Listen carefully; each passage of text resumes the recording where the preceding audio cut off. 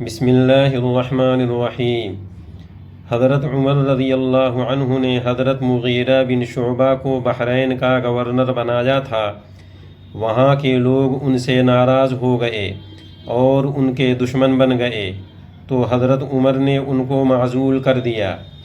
لیکن بحرین والوں کو یہ اندیشہ ہوا کہ کہیں حضرت عمر حضرت مغیرہ کو دوبارہ گورنر بنا کر نہ بھیج دیں، اس لیے بحرین کے چودھری نے ایک سازش تیار کی اور لوگوں سے کہا کہ اگر تم لوگ جو میں کہتا ہوں اس پر عمل کر لو تو مغیرہ دوبارہ گورنر بن کر کبھی واپس نہیں آ سکیں گے۔ لوگوں نے چودھری سے کہا، تم اپنی تجویز اور پلان بتاؤ۔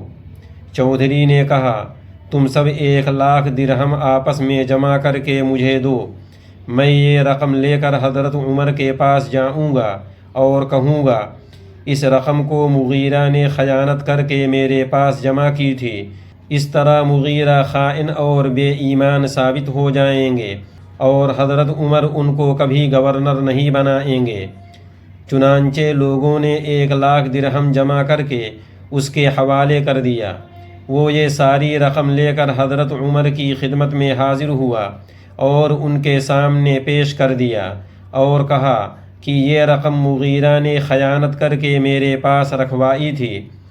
یہ سن کر حضرت عمر نے حضرت مغیرہ کو بلوایا اور کہا، آؤ سنو یہ آدمی تمہارے بارے میں کیا کہہ رہا ہے۔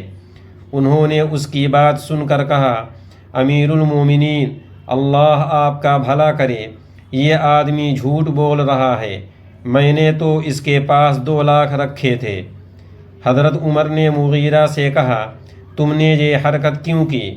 حضرت مغیرہ نے کہا، گھر کے خرچ اور ضرورت نے مجھے ایسا کرنے پر مجبور کیا۔ اب حضرت عمر نے اس چودھری سے کہا کہ بولو تم کیا کہنا چاہتے ہو۔ 2,00,000 سن کر اس کے ہوش و حواس ٹھکانے آ چکے تھے اور اس کی سازش الٹی پڑ گئی تھی۔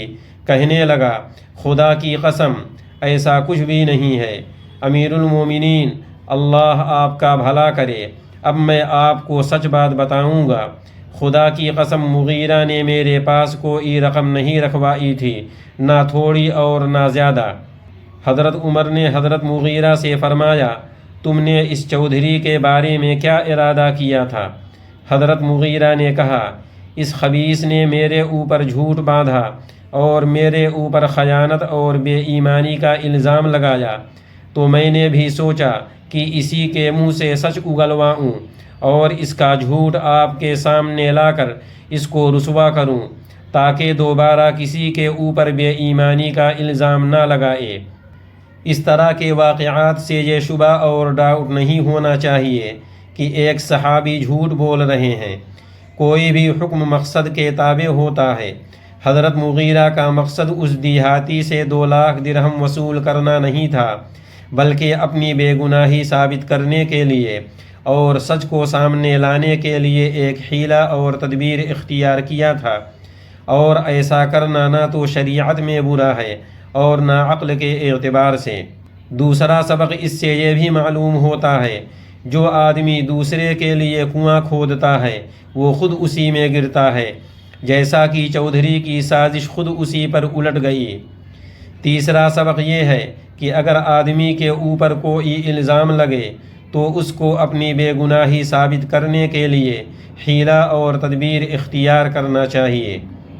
چوتھا سبق یہ ہے کہ لوگ آپ کے بارے میں کیا سوچتے ہیں اور کیا کہتے ہیں اس کی پرواہ نہیں کرنی چاہیے، اس لیے کہ لوگوں نے صحابی کو نہیں بخشا، یہاں تک کہ اللہ کے رسول کو بھی نہیں بخشا۔